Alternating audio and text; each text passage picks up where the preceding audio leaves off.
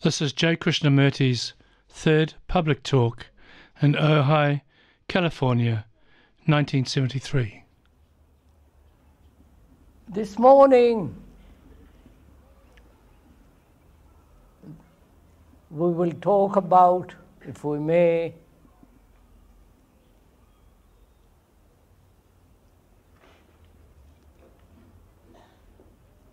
the question of order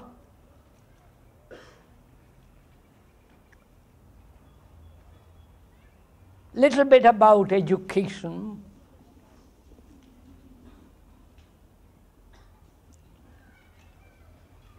and the very simple but complex problem of love,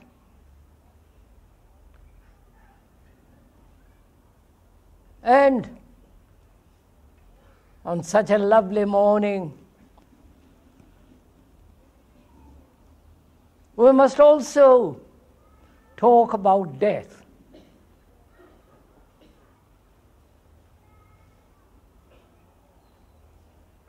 Because we are concerned with the whole of life, not one segment or one fragment, but be totally aware of the whole movement of life,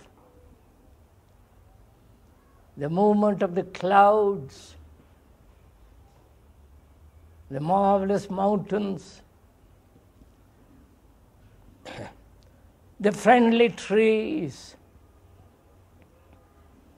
and what the world is about us like, with its pollution, brutality, and the innumerable explanations that people give of what life is, and also to be aware, without any choice, the inward movement, not only at the conscious level, but also at the deeper layers of our own mind.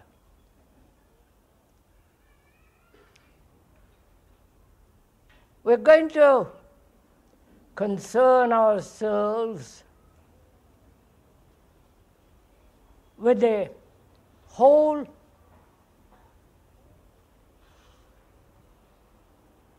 structure of life, to be aware of it. Not only the cause of it, but also in that very awareness to act. Because action is necessary. But action along a particular line, religious, social, moral, or economic, is only a fragmentary action. We are concerned with the total action of life, in which is included death, love, discipline, order, and the beauty of not only outside of us, but also the great sense of beauty inwardly.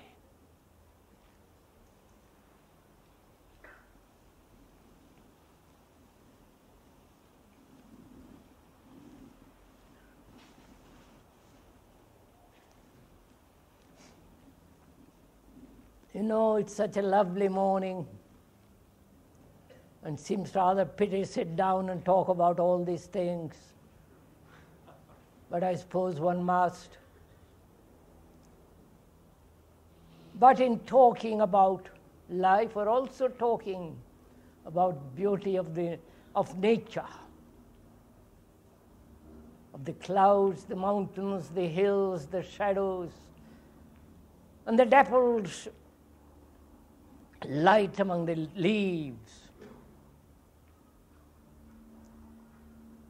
First, let us consider what is order. Because in our life, there is very little order. We live in a state of contradiction,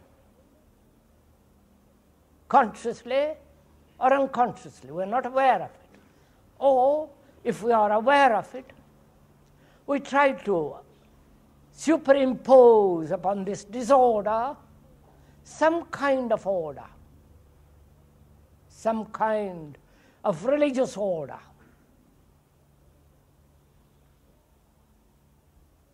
Or impose upon this disorder of our life a conceptual order. Order put together by thought. Or suppress this disorder and conform.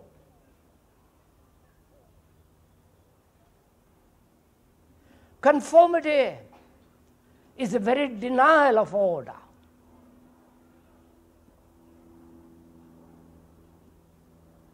And most of us do conform to a pattern set by another, by a religious or a legendary figure, or order imposed by some authority, especially the religious authority,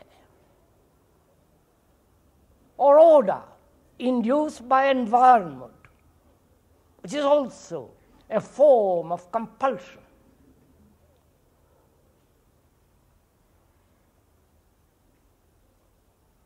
As we said the other day, we are sharing these problems together. You're not merely listening to the speaker, agreeing or disagreeing. If you accept what you hear, then it becomes merely a conclusion and therefore no reality. But if we share the problems together, then it is your reality. The reality is neither yours nor mine. And we can share in that reality. And to share implies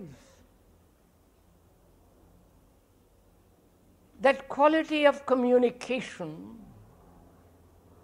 in which one is aware of each other and be concerned with what is being shared. That is the whole movement of communication. The sharing intelligently and acting. As we said, most of us conform.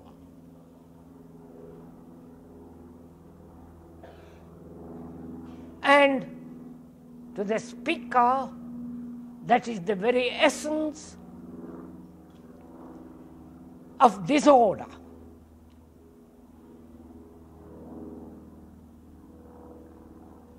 And we conform because generally we want to succeed. Success to us is the most important thing in life. Success outwardly or success inwardly.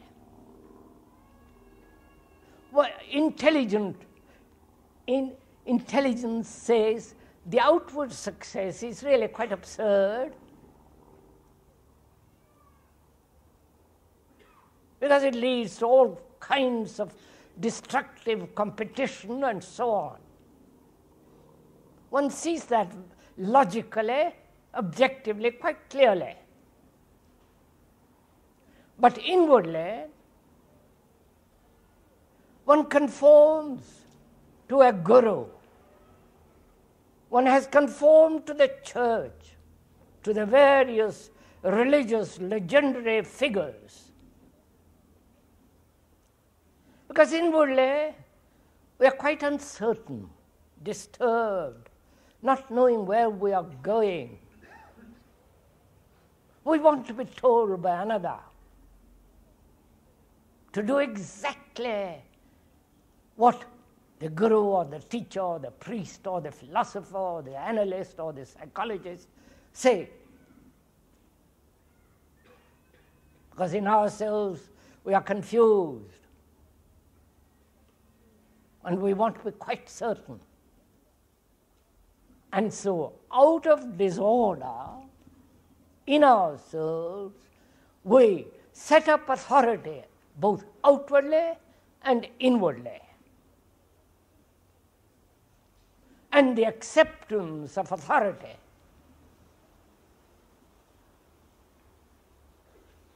is conformity and therefore brings about disorder. Now, when you see that, not only verbally, intellectually, but actually, be aware of this whole nature of conformity, both outwardly and inwardly, where it is necessary to conform, like keeping to the left side of the road or the right side of the road, and so on, and where it is absolutely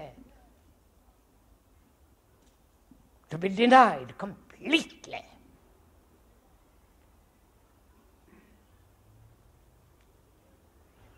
In that, to see this totally and to act on it is intelligence.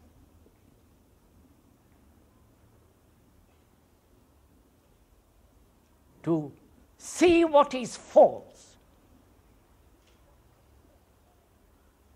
and that very perception is action. The seeing is the doing, without the interval of time. And that is the very essence of intelligence.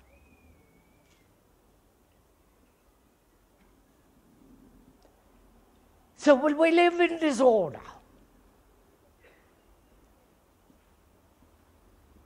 I do not know. If you are aware of your own life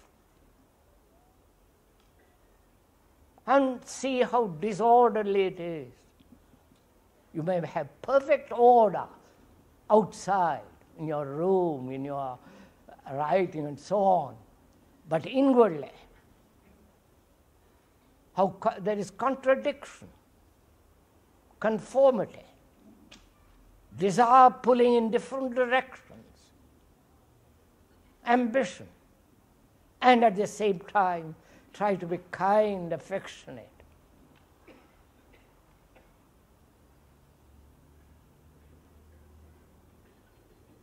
So, seeing disorder in oneself and that very perception of that disorder is order.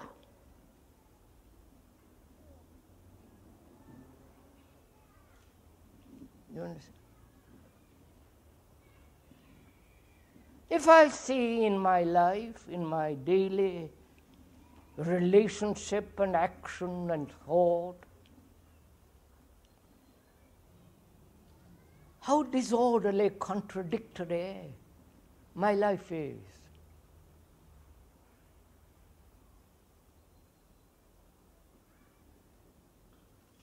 Violent and at the same time wanting to live a peaceful life. Aggressive, assertive, and humility. We are playing this kind of game all of the time.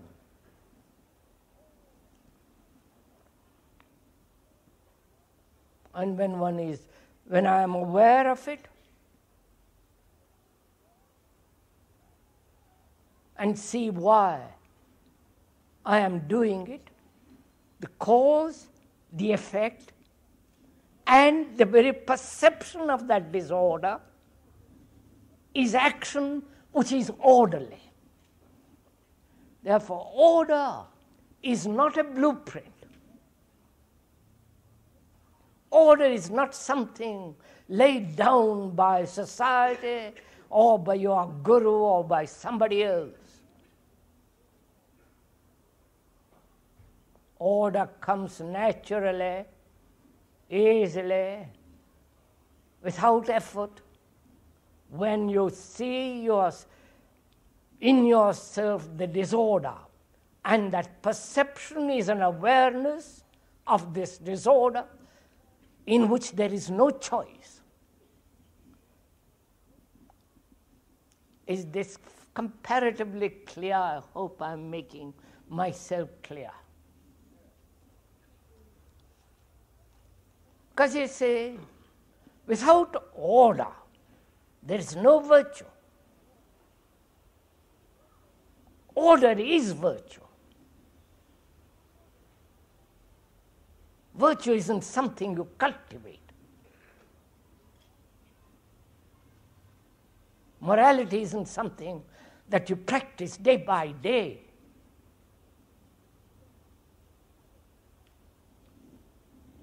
Vanity can clothe itself in humility. But when you see what the implications of vanity, pride, and arrogance, when you are aware of it choicelessly, out of that comes naturally humility. And that is a living thing, not a thing put in a framework according to which you are conforming.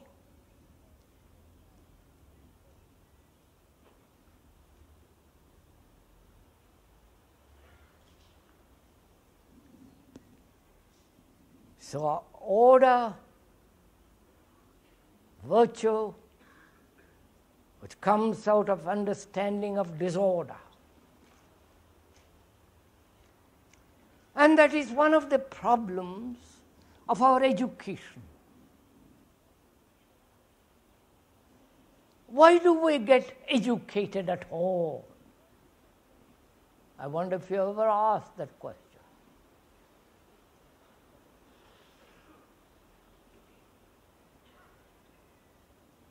Here you have so many universities, colleges, schools, all the children going to them to be conditioned. What for? What does all this enormous knowledge mean? To bring about more disorder in the world, more wars,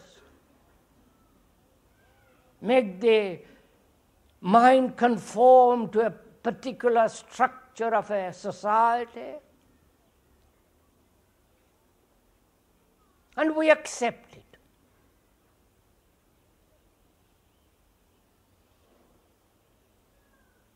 And we never question why we are being educated.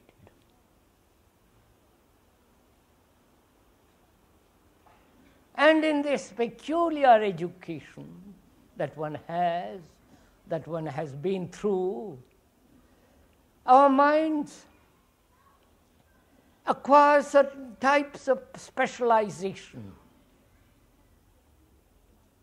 Engineers, scientists, biologists, and all the rest of it.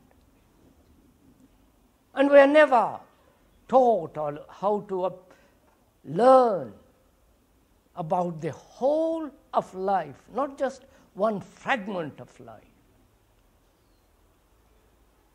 How to look at life as a whole.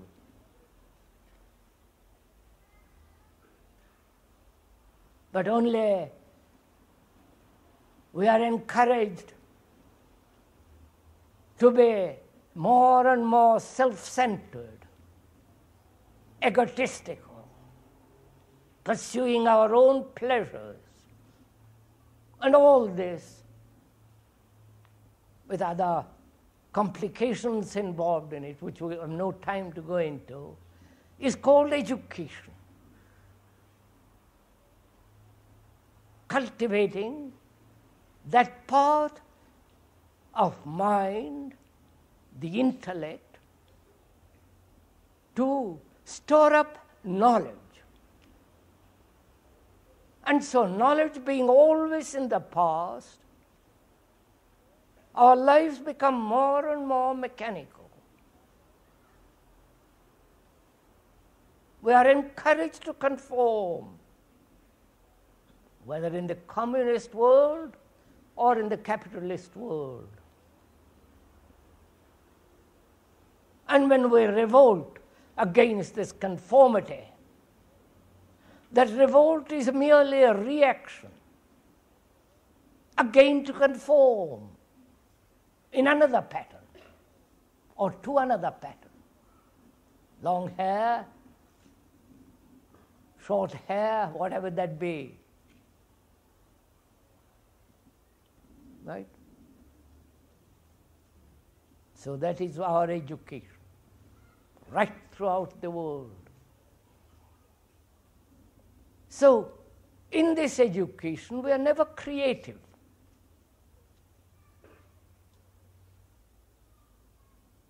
Creation is something which comes into being when the self is not, when the me is not.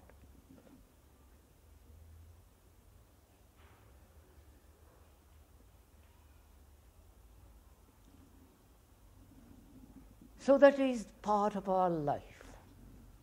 Disorder in a life that is supposed to be educated, civilized. And in this life that we live, we talk a great deal about love.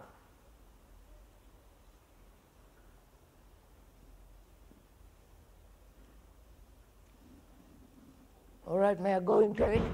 Don't be angry with me. Don't be, if I may ask,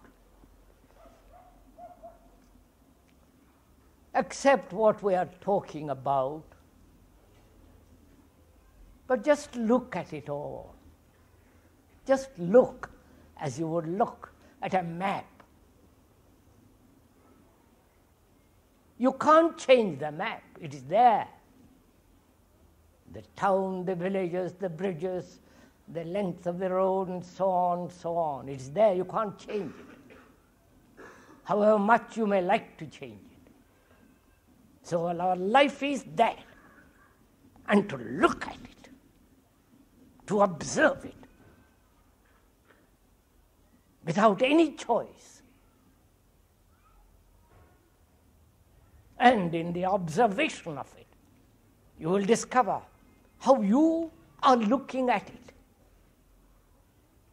how your own prejudices, your own petty little movement of life, your own anxiety, your own conclusion distort the map.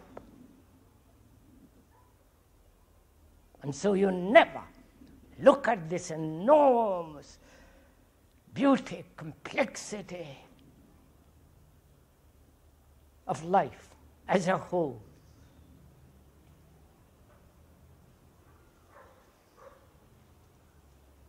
Now we're going to look together and therefore share together this thing called love.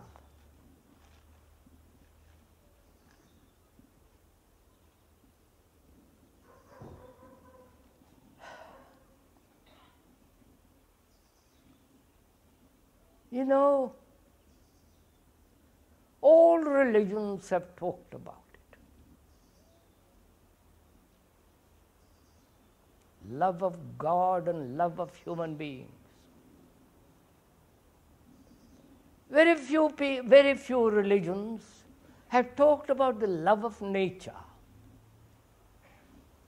love of animals, don't kill animals.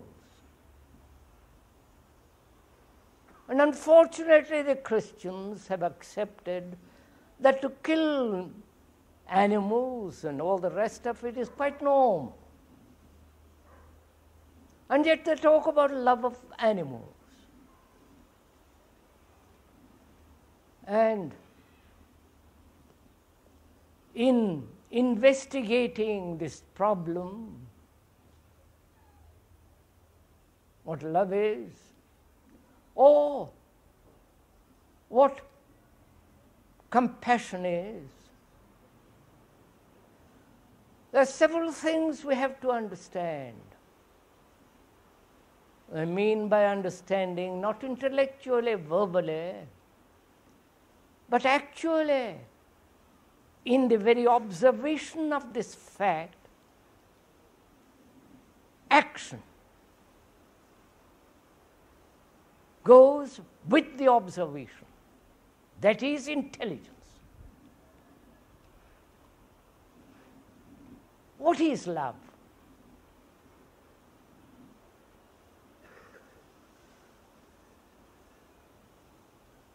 Is love pleasure? Is love desire?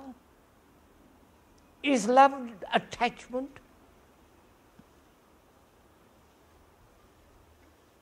Is love jealousy, possessiveness? Or love or compassion comes into being when we deny all that which is not love.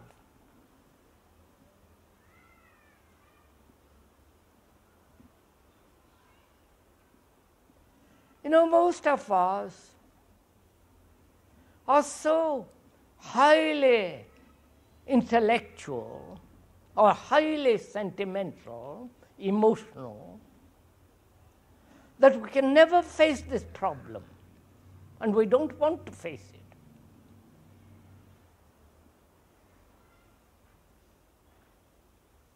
And if we will, let us come to grips with it. Let's look at it. We have made love into pleasure, sexual or otherwise.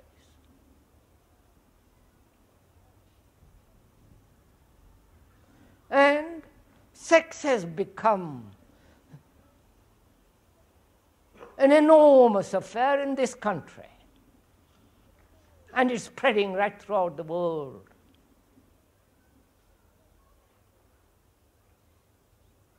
I don't know why you have made sex such an, such colossal affair. You think that is the ultimate expression.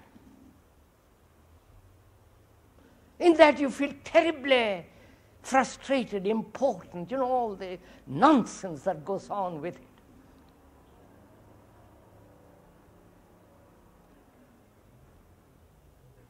And when you observe it very closely in yourself, you will see that you are pursuing pleasure and therefore attachment and dependency.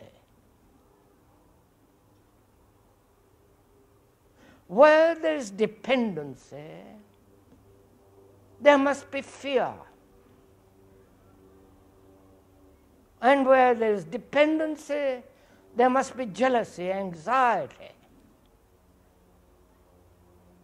Just listen to it. You can't do anything about it. Just listen. And when you see it, act. Don't keep on saying, why shouldn't I be attached? It gives me great pleasure. And if I am not attached, I'll be terribly lonely. Be lonely. Find out what it means to be lonely. Go through it.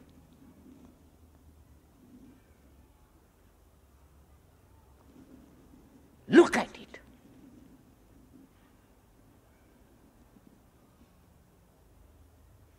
And mere analysis of the cause why you are attached, why you pursue pleasure endlessly, whether it is sexually or in the name of religion.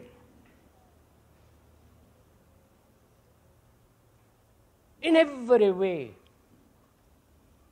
we pursue this everlasting thing called pleasure.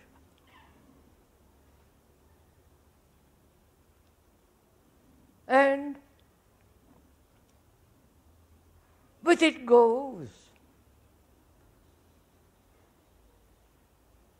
fear, anxiety, jealousy, loneliness, the sense of frustration, and from it the desire to fulfill.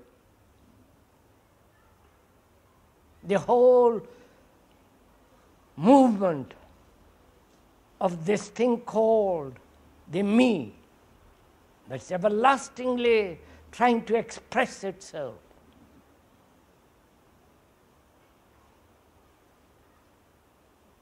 And that we call love.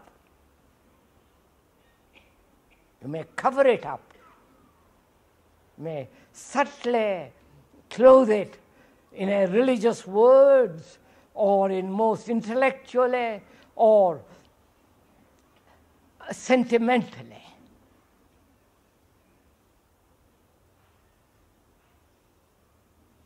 And is all that love?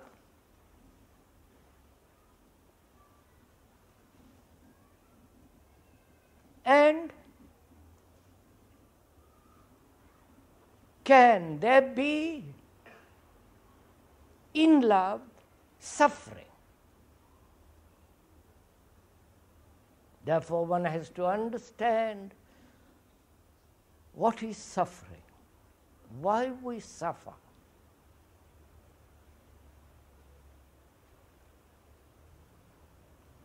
And unfortunately, we don't give so much importance to the understanding and transcending suffering, going beyond it, as we do to sex.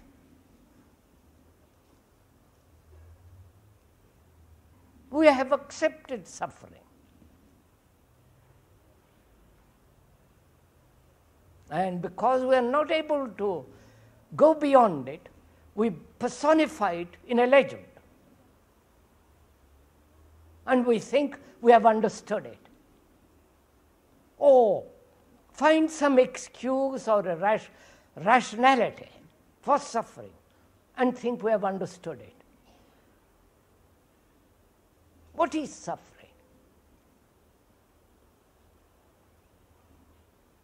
And we must solve this problem as we must solve all other problems in our life. Not just accept them. So what is suffering? Is it self-pity? Is it the incapacity to face actually what is?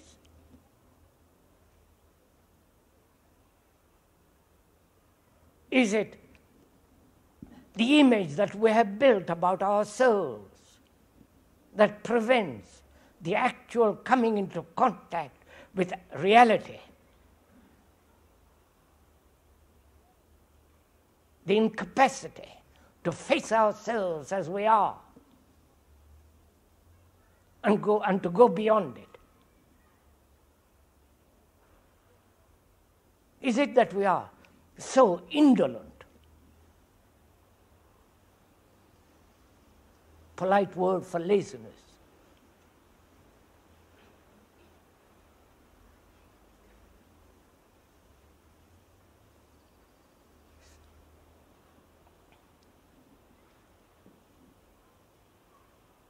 Because we have to understand this, what is suffering. If we are to go into this question of death, as we're going to this morning,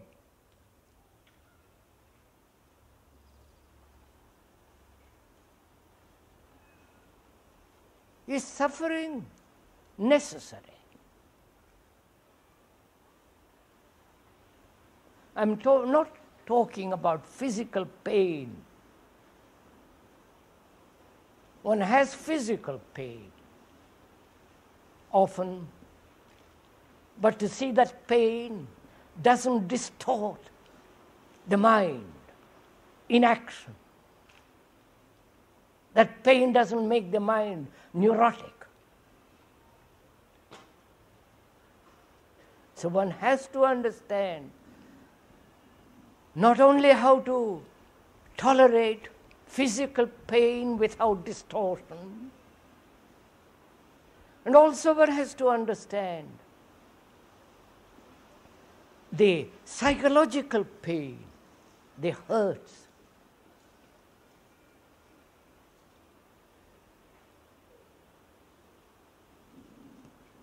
And when we do suffer, we escape.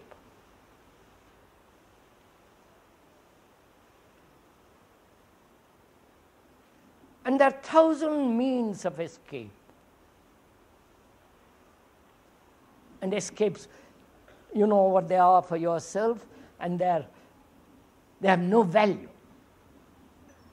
Whether you are a religious person who escapes into some fantasy of some extraordinary consciousness, of which you know absolutely nothing, or you escape through sex, through, dozens of ways.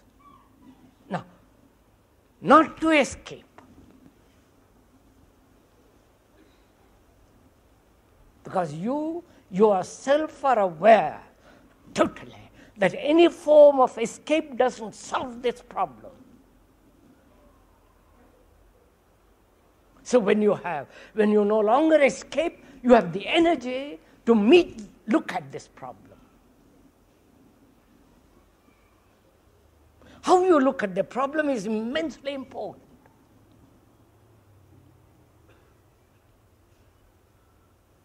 If you are an analyst, you want to analyze the whole thing, like tearing a flower to pieces and see what there is behind it.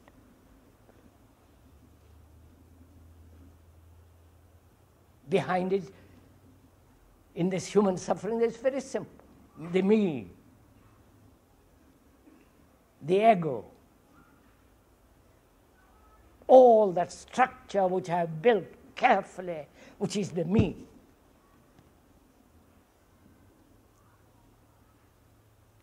And when you don't escape, when you are completely motionless in front of this suffering, then you will see, out of this suffering comes compassion.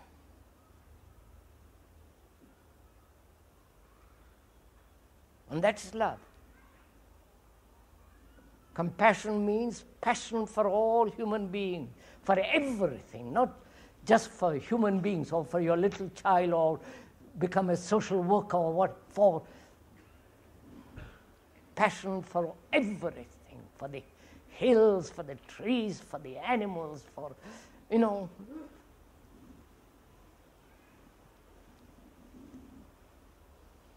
And so, from that. Compassion is very denial of the me.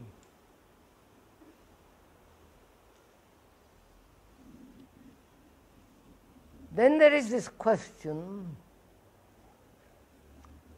of death.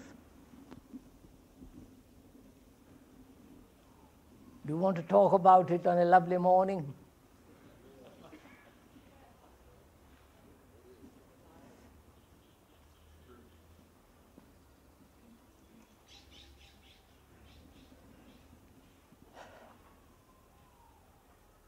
You know, we are concerned with the whole movement of life.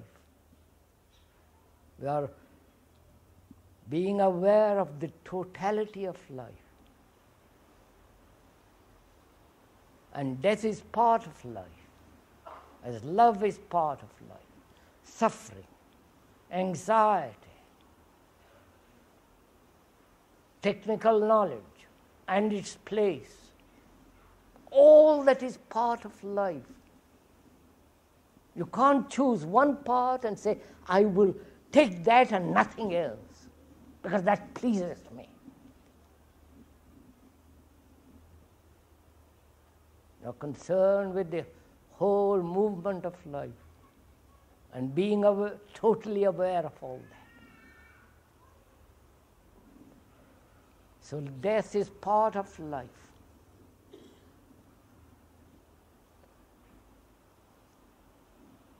It's a rather complex problem,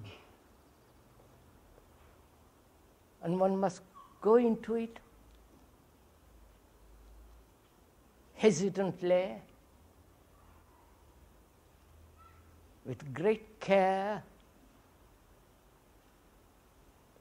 and with intelligence. I mean by that word intelligence, not intellectual capacity, not a mind that's cunning, contriving, or a mind that is imaginative. Because death is not imagination, is not something that you can contrive to escape. It is there to be faced, and whether asking whether the mind, the mind, the human mind, can ever be free from death. No, because man, throughout the ancient days and throughout the ages, has tried to find immortality, to go beyond death.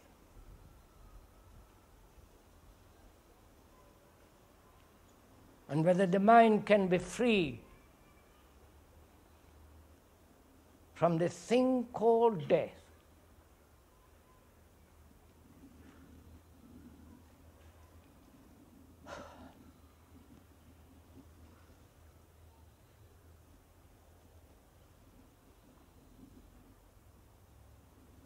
The understanding and the freedom from that is as important as to bring order in life. It's as important as to have compassion, passion, integrity.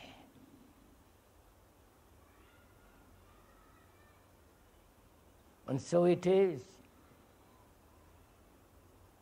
a part of life, and therefore to be gathered, to be understood, to be faced.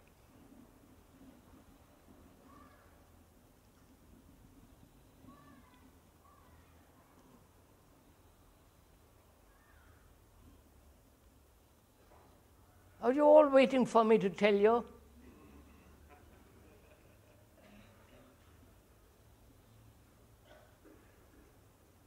What to do about it? how to go beyond it. And if you hear what is being said and draw a conclusion from it, and that very conclusion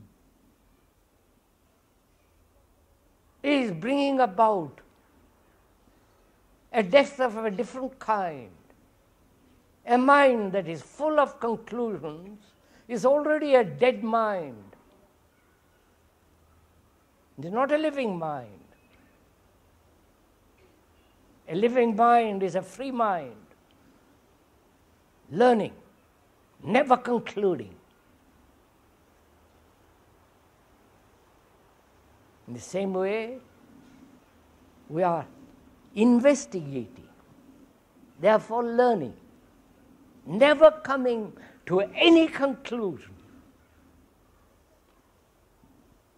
And that's the beauty of this whole movement of life. So what is death? And can the mind ever be free from it? And what is it that dies?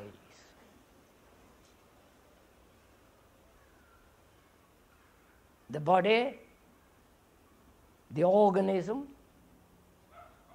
the way we live,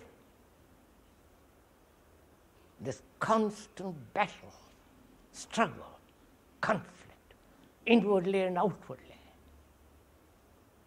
the strain, the tension.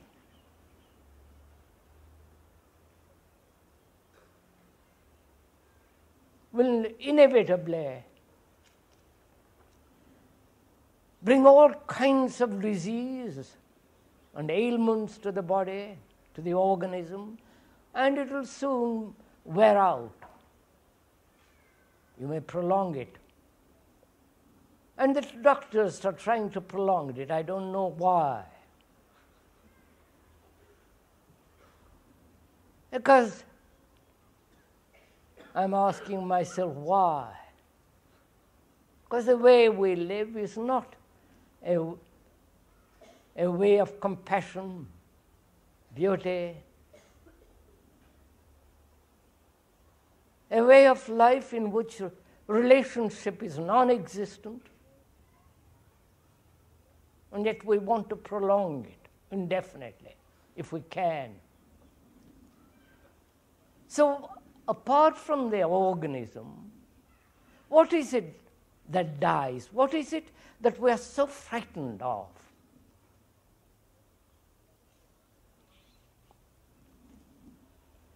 In understanding that, we must also inquire into what is time.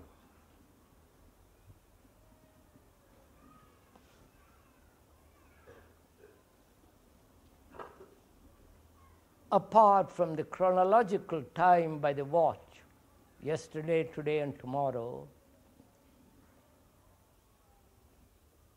is there psychological time at all?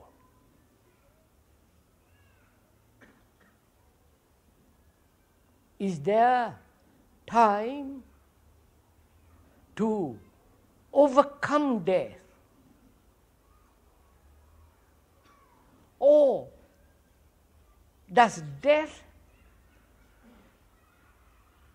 is always in harmony with life, with love, with pain? Or is death something so to be put far away? One day we have to face it, but not now.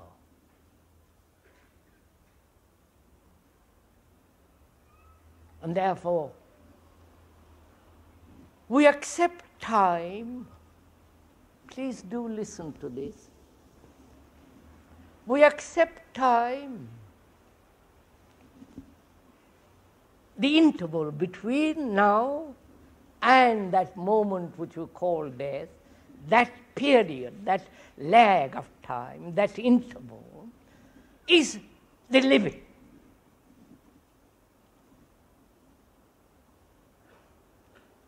And that living is what we cling to.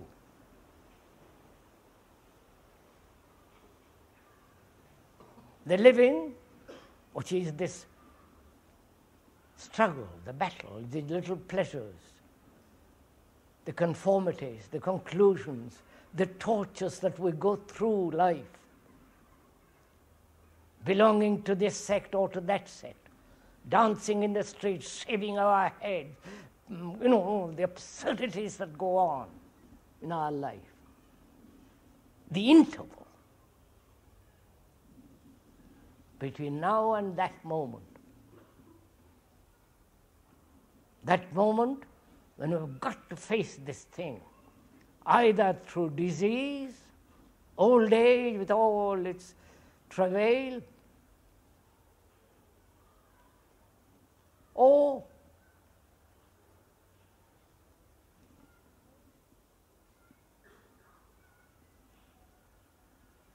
to look at it without time, so that there is no interval between now, the living, and that. Am I?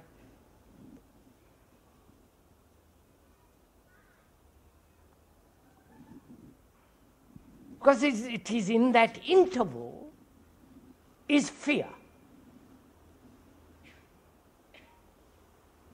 Fear brought about by thought. Thought is the response of memory, experience, knowledge. The known. The known is the me. Though I may not know the me totally, the me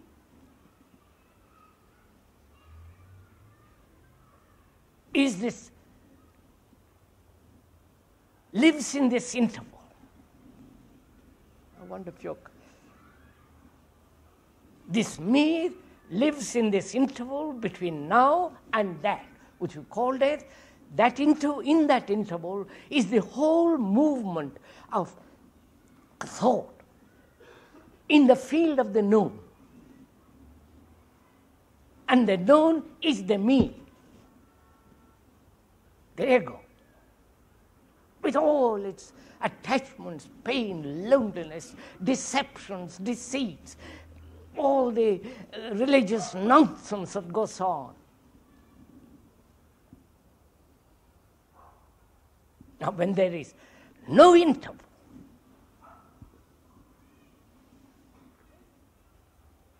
then death is the death of me.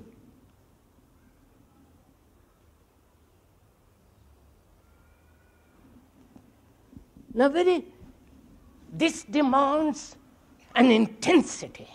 This demands great deal of energy. Not to escape, but to face, be totally aware, and in that very awareness, action. So that the interval doesn't exist at all. So that the living is the dying. I wonder if you got it. And because we cannot face this thing so intensely, death becomes something to be frightened of, to be avoided. Or as it cannot be avoided, then this whole problem of what happens after death arises.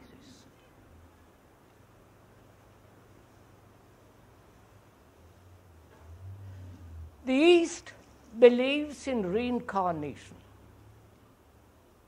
The me, the ego, being incarnating next life. Please listen to all this. It may be terribly boring, but listen to it. You are doing the same in different way, but it comes to the same thing. The me, the ego, reincarnating next life.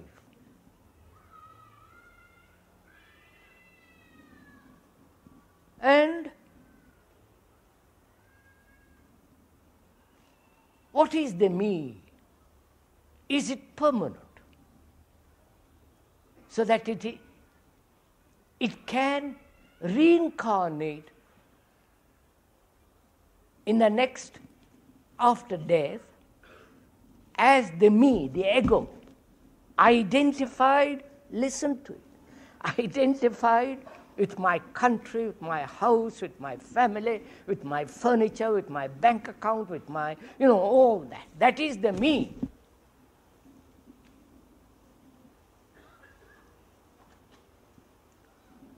And that me will be born next life. And it will have a better opportunity next life, depending on what kind of life you lead now. All that's implied in incarnation. Therefore, it matters immensely how you behave now, not next life. So what is important is not the next life, but to incarnate now, completely in behavior. You understand all this? So their belief has very little meaning. Then there is this problem in this, that vast majority of people, of human beings,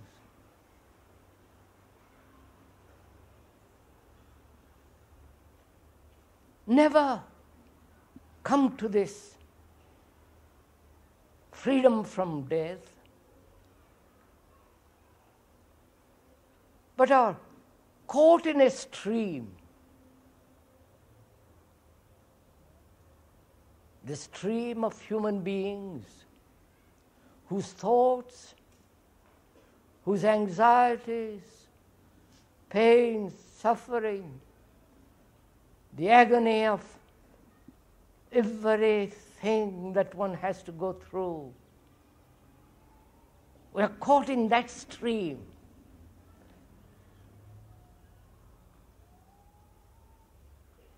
And when the human being dies, he's part of that stream. It's only the man who has understood, gone through the whole of this life, totally, completely, fully aware of all of the implications. He steps out of that stream.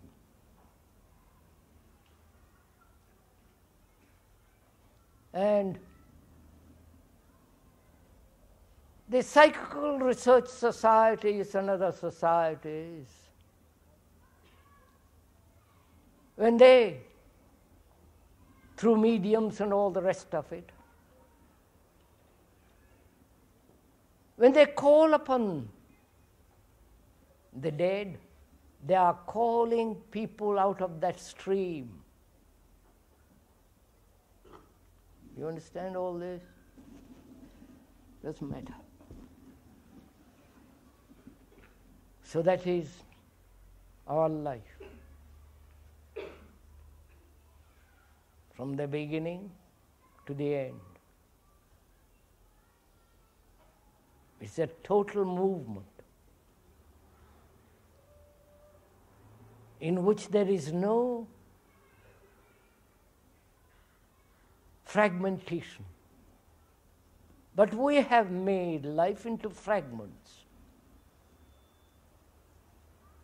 And that fragmentation is corruption.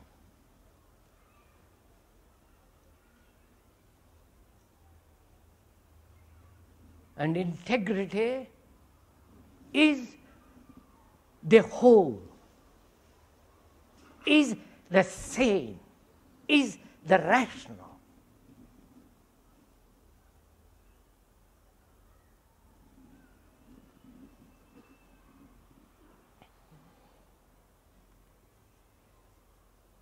What place has religion in all this?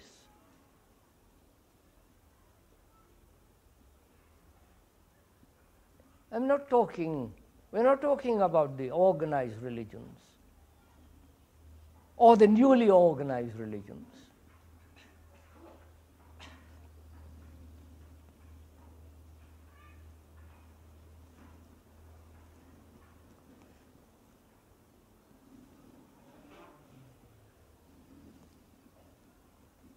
What place has religion in life? That's also part of life. Though some psychologists say that even the inquiry into such a thing is irrational, neurotic, and so on.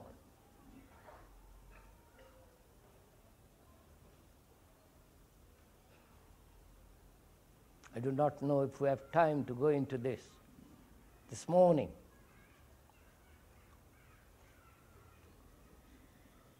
But we have to inquire into that too, because that's part of life. Either there is a reality which is not put together by thought, or there is no reality, but only the movement of thought.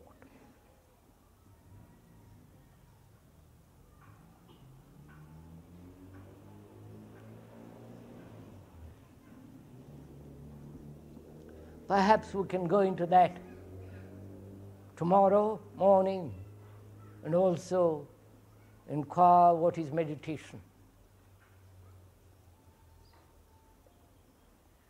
You know, one of the most important things in life is meditation. Not the absurd things that are going on in the name of meditation, but really to find out very deeply for ourselves what it means. We'll do that tomorrow morning. Now, that's enough for today. So perhaps you'll ask some questions or not, as you please. Krishnamurti, to go into the question of belief and hope, it seems that we all have to have a belief and a hope. What they say, without belief or hope, be in despair, we have no energy to go on in our lives. Would you please go into the question of belief and hope?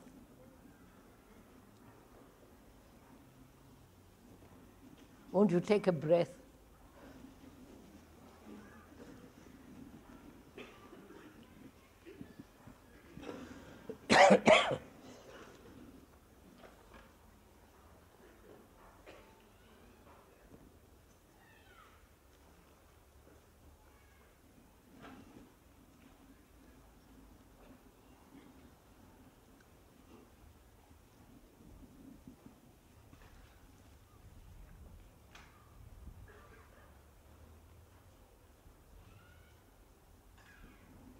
Why do we have hope and belief?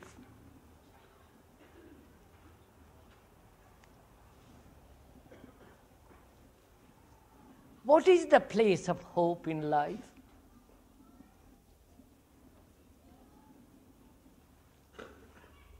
If you had no despair, would you have hope?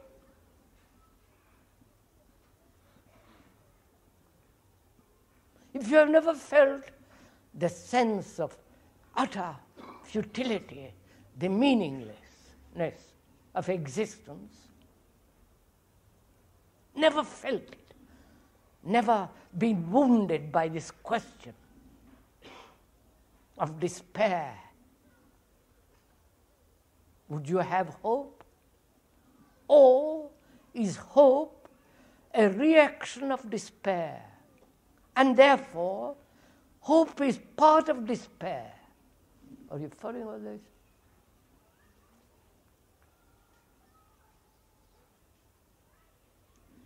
When there is despair,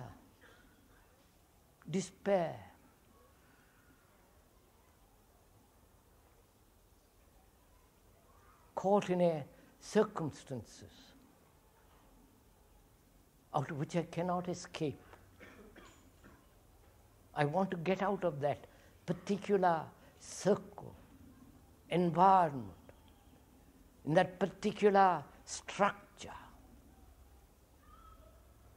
And I do not know how to get out of it. I'm caught in it, totally. And the desire, the urge to break through,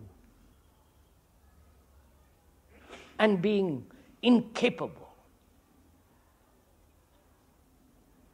brings about, in different ways and different circumstances, this thing called despair. I've lost my son.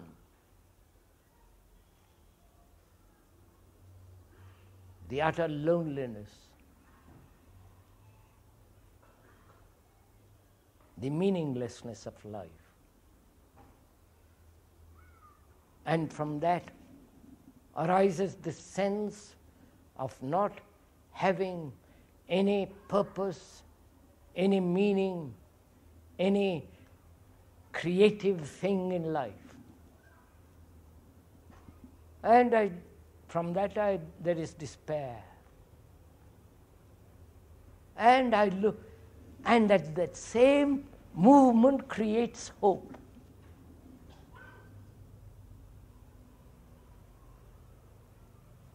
Now, is it possible to be free of despair?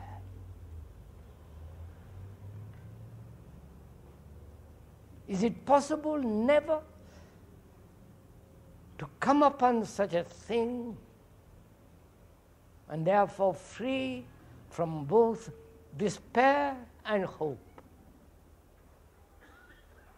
You understand? You're following all this? Am I making myself clear?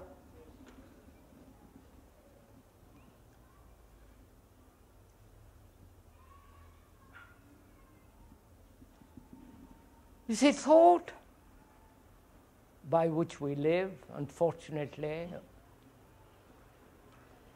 thought is never new, is never free. And thought has created this prison. Not only in the field of knowledge, but also this prison of the me and not being able to get out of that me. So, thought which has made the me the center of the universe sees the futility of itself and is incapable of going beyond it. Which is, thought wants to go beyond it, beyond the thing which it has built. Please do see this. It is thought that has made the me, the ego, which has become the prison, with all its turmoil, anxiety, fear, jealousy, and so on. And thought says, I must go beyond it. And it can invent, contrive, suppose, imagine, all that, but it knows basically the falseness of it. The more sensitive, the more alive, the more it has integrity, it sees the falseness of it. And therefore, out of that comes despair of another kind. So, thought, being incapable of escaping from what it has created, then begins to have hope in something which it has projected. So, thought is creating all this.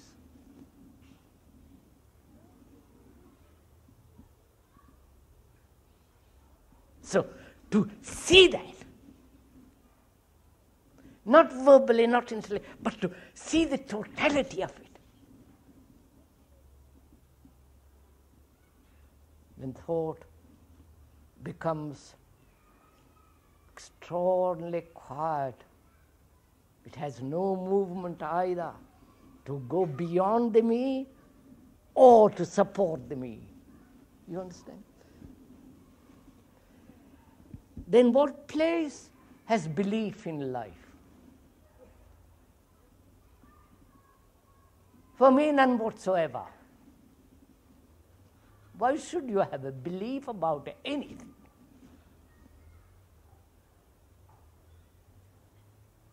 Which doesn't mean that you have become callous, indifferent, brutal, and all the rest of it. Why should they have belief about what?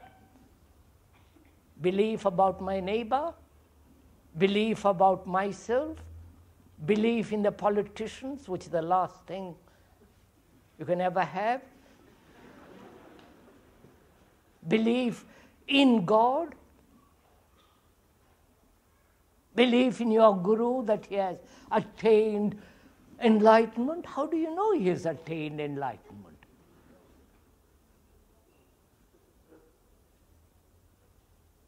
Because he's got some peculiar feeling or atmosphere about him, therefore you accept it?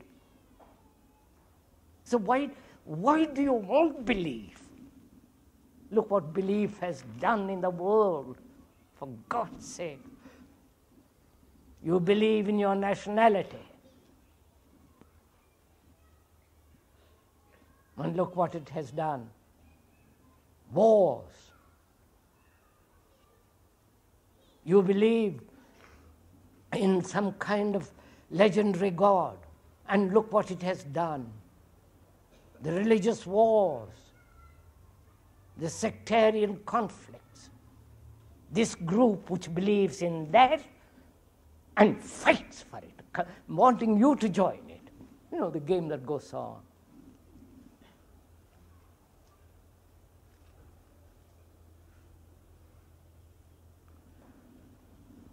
You fill your mind with belief because it has to be active about something.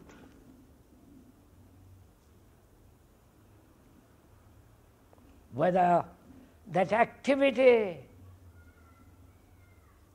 is concerned with drugs, drink, sex, or with inquiry into new consciousness and superconsciousness, are exactly the same. If you are occupied with your kitchen or with God, it's exactly the same. Because what matters is occupation, restlessness. You cannot have a mind that is completely quiet, full. There is fullness only when there is complete emptiness. You won't understand all that. So what need there be for belief?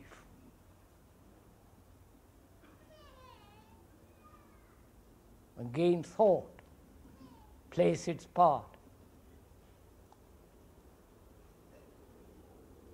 If you had no belief, no opinion, no judgment, what would you do? If you had no mentally occupation, occupied, going round and round with this or that or something else, what would happen to your mind?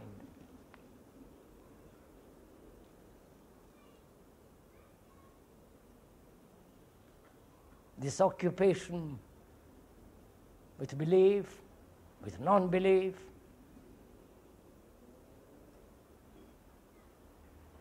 is part of the movement of thought, because thought is always moving, functioning within the field of the known.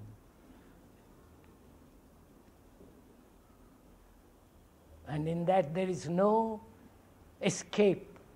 The known is the prison. And from there, To inquire into the unknown is the despair. But to know exactly the function of thought and the freedom from thought, so that there is complete harmony. In that there is neither despair, hope, nor belief. Sir? You said that this me, it takes immense energy for this me to die, and that if one is to be aware of the whole movement of life, one has to face death. Well, how can you face something if you don't know what it is, and where is this energy to come from? How can you face death if you don't know anything about it?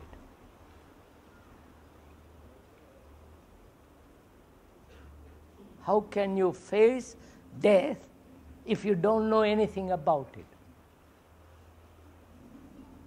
Face what you know. Now, you can't face something you don't know. Face what you know, which is the me. The me with all its activities, conscious as well as the unconscious layers of which is the me.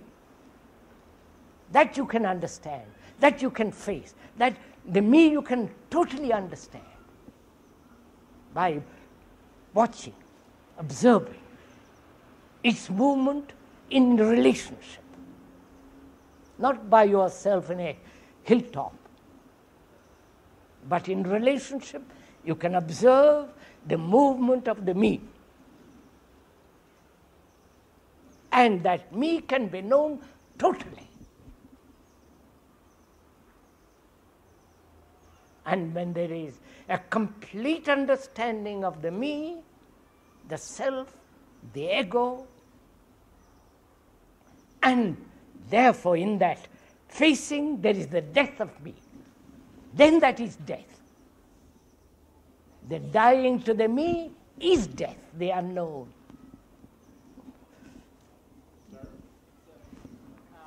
Now wait a minute, sir. 1, 2, 3. I don't know. You speak about discipline and how it relates to awareness and choice. How we acquire discipline, what it is. All right, sir. Discipline, awareness, and choice. We are sharing this together. Therefore, you are working, not just listening. What is discipline? Is it conformity to the pattern set by somebody, or you have set a pattern for yourself, or conformity to the norm of society, or of a new guru, or of the old guru? The word discipline means to learn. You understand? The word, in dictionary meaning of that word, is to learn, not to conform, not to obey your gurus, but to learn. Now, what is learning? Learning to acquire knowledge or learning as a movement. For most of us, learning is acquisition, having capacity to function technologically in a certain field. And we confine all learning to that. Having more and more experience, more and more knowledge, always within the field of the known, and knowledge is always the past. Now, learning of another kind is never to acquire, never to accumulate. Because the moment you accumulate, that accumulation becomes the me, and therefore it's already in the past, therefore dead. There are two things, aren't there? The learning to acquire knowledge and learning which thought uses for its me so as to acquire through knowledge status. I wonder if you follow all this.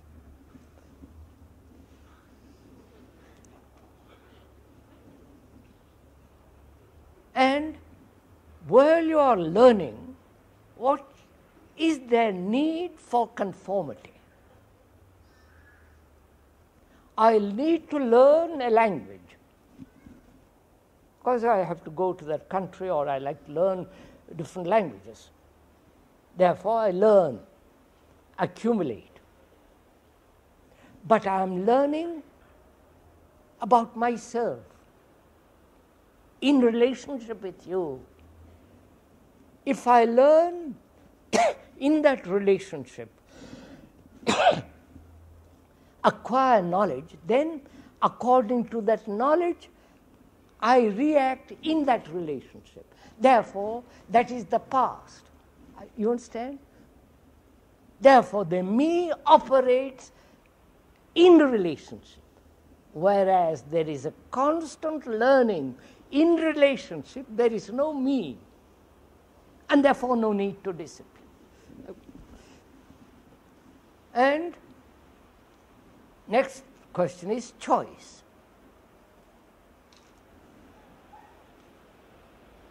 We think because we have free will, we can choose. Choice is synonymous with free will.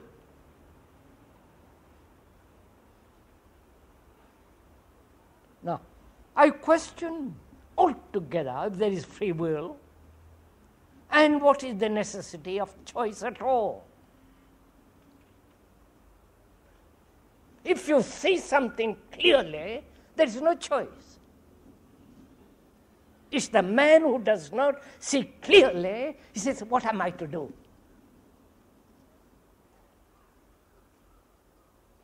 But to see clearly, you can be obstinate. You say, yes, I've seen clearly, and it is so. That's obstinacy. Lots of people are caught in this. They join different sects because they say, I see very clear this is so. But they don't inquire. What is perception? What is seeing?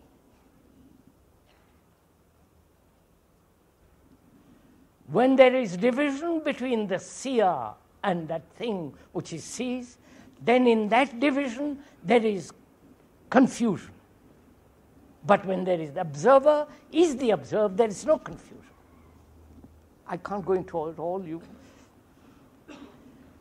So, a mind that is very clear, sees without distortion.